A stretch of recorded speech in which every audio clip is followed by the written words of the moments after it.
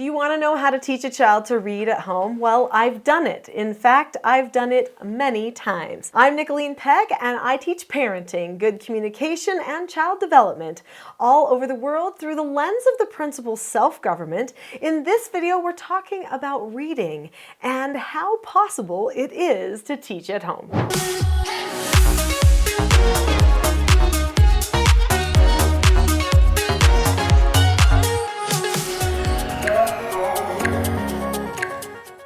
Many people think that reading has to be taught at school, and while that does happen a lot, it's actually the day-to-day stuff that makes more of a difference in a person going from illiterate to literate.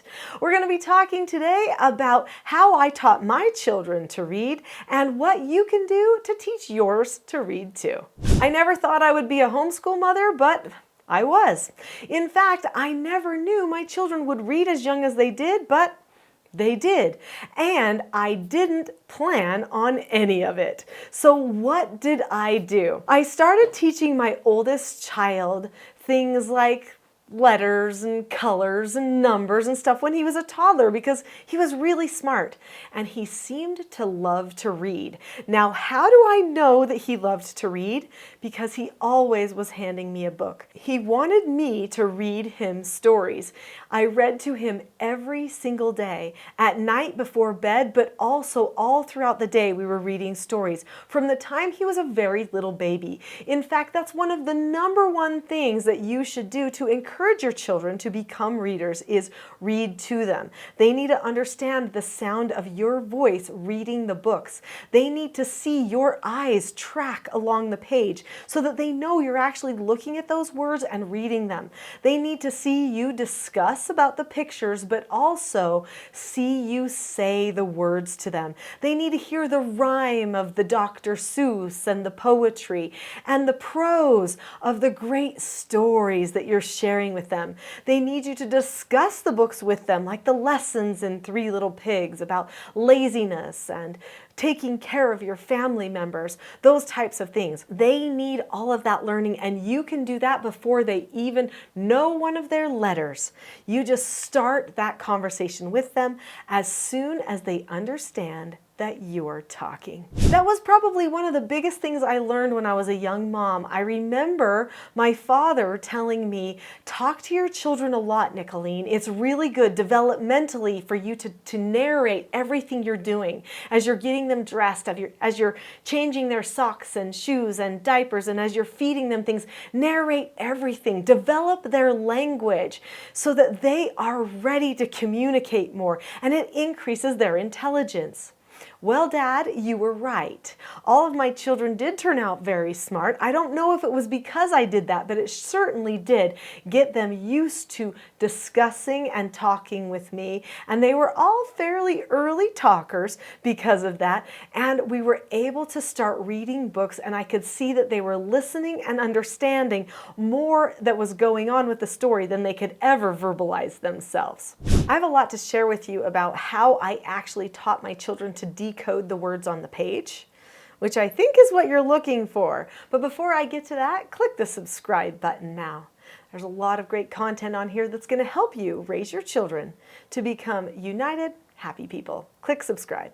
So my oldest child started reading at 3. The next child started reading at 3. I knew I couldn't send them to school, so I decided I better homeschool them because I'd already taught them to read at 3 years old. And I knew they would be bored and probably be a little troublemakers because they wouldn't be learning anything new at school, at least for quite some time. So we embarked on this journey called homeschool. And boy, am I glad I did, because we were able to read so many things. And I was able to teach them to read in a way that went as fast or as slow as they needed to. Now let me explain something. My 2 oldest children read when they were 3. But my 2 youngest children didn't read until they were about 9 years old. And it's not because I did anything different, it's because they were different.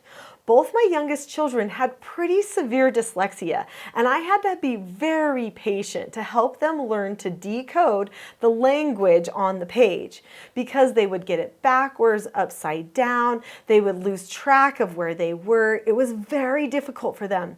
Interestingly enough, I know I nurtured the love of reading just the same for all of them, because every single one of them asked me to teach them to read at age 3. The difference was the oldest two actually learned to read at age 3, but the youngest two didn't fully get it all put together until they were around, like I said, 8 or 9 years old. I was so glad at that point that I was homeschooling, because my 2 youngest children might have thought that something was wrong with them. Maybe they weren't as smart as other children, but because I was just patiently going through the reading process with them day after day, they thought this must be what every other child their age must be experiencing, and so they had patience with the process too. When a person isn't comparing themselves to same age peers, that makes a big difference on decreasing their stress level. If children have a high stress level, they're not going to be able to use the prefrontal cortex to do the reading. So it's really important that the reading environment is a low stress environment. That's why teachers at school always say, hey, read this book at home with your parents, because they're hoping that reading with the parents will be a lower stress environment than reading in front of the class with the teacher, which I would think it would be. But even so, sometimes children experience high stress when they're reading with their parents too. This is why creating an environment where reading happens all the time in the family ends up decreasing the stress for everyone as they're learning the skill for themselves.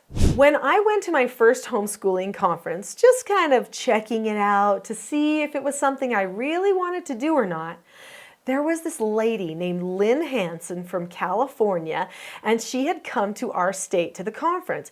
She was teaching a reading method that she called the Lynn Hanson Reading Method. I was intrigued. There was a class titled, I Can Teach a Child to Read in 40 Minutes and So Can You.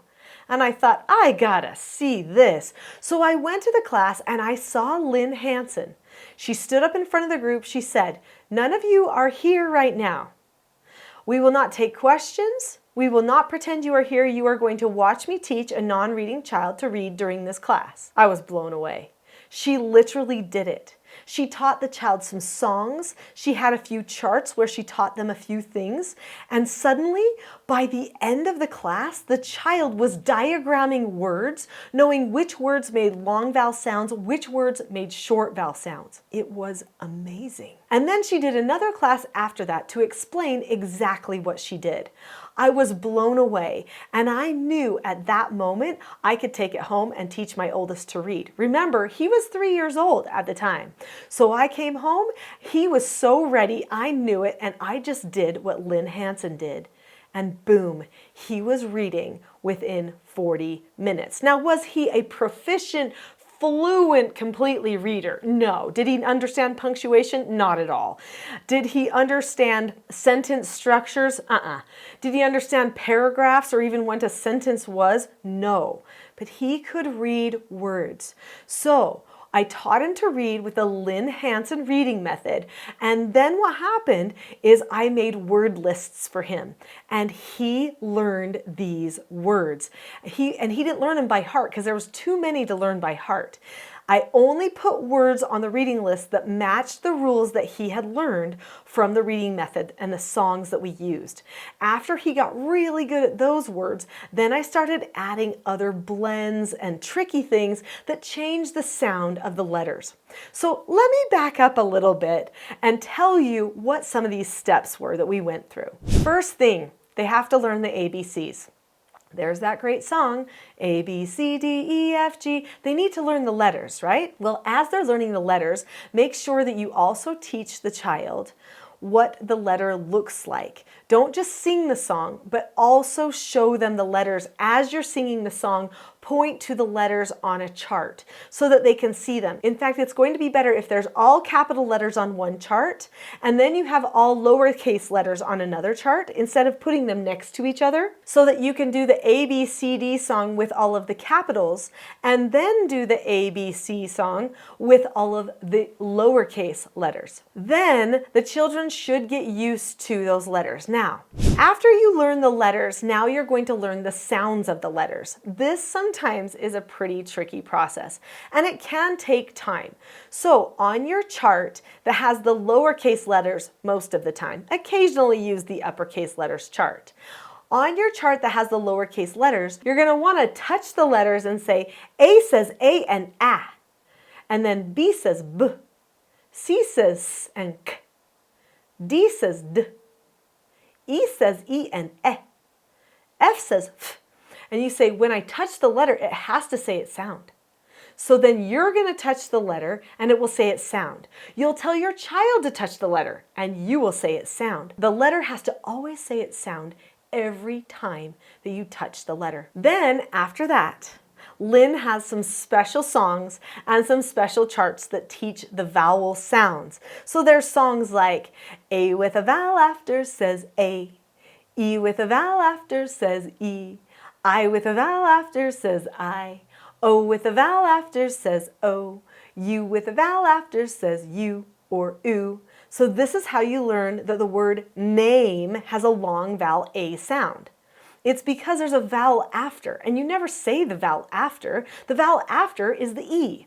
So that's why the word oat is an O sound, and you don't say the A. Many people say, well, when there's an OA, you just remember you say O. No, it's O with a vowel after. You never say the vowel after. And this rule applies for every syllable unless it's one of those tricky imported words that really isn't part of our heritage language. But we've adopted it anyway. A word like laugh, for instance, does not keep any of the rules. So we have to then memorize some key things with that word. Lynn also teaches a song for short vowel sounds. The song goes, A without says apple, E without says elephant. You get the idea. It goes on, and basically the song suggests that if the vowel does not have a vowel after, if it's without, then it says its short vowel sound. So that means that the word C-A-T is going to for sure say A, because A says A and A can only say A if it has a vowel after. In this case, it's without. So it must say A, because A without says apple. And so then I'm going to touch the letters and I'm just going to say K, A. Is there another vowel? No. A without says apple. K, A, T, K, at. Perfect. After that, we teach blends and some of the other more fancy rules. But you can teach that much in just 40 minutes. Now, first you're going to have to teach them what a vowel is and what a consonant is. I have other videos on this channel that talk about reading, so you can definitely get more information on those videos and how I teach what a vowel is and what a consonant is. But you get the idea that it's actually not that hard. In fact, I've had school teachers come to me and say, Nicholeen, can you teach my child to read? Because your children are reading so well, and even though I'm a school teacher, I don't really teach reading to people, so I don't know how to do it. Well, it's not that hard. That's how you do it. That's the beginning. And then after that, read more and more and more. In fact, I could go on for quite some time about this topic, but just start with those key things and you'll be able to make word lists for your children that they can read. After that, make sure that the books only fit the words that they know. I had to make some books myself. I do like the Bob books. They're pretty good. There are a couple of naughty words. Those naughty words are words that you have to memorize, such as the word go, which does not fit the rule. However, Bob books do maintain the rule words pretty well. You can use those. And then later, as you're reading to the children more and more, be sure to point out the words that you're reading. Don't stop reading to the children. That's the number one thing that's going to help them become good readers too. If you've enjoyed this video, I know that you will love my free homeschool website. My homeschool website is called heartofhomeschool.net. If you go to heartofhomeschool.net, there are free classes and presentations there about teaching children. And I think some of the principles presented there will help you as you teach your children at home.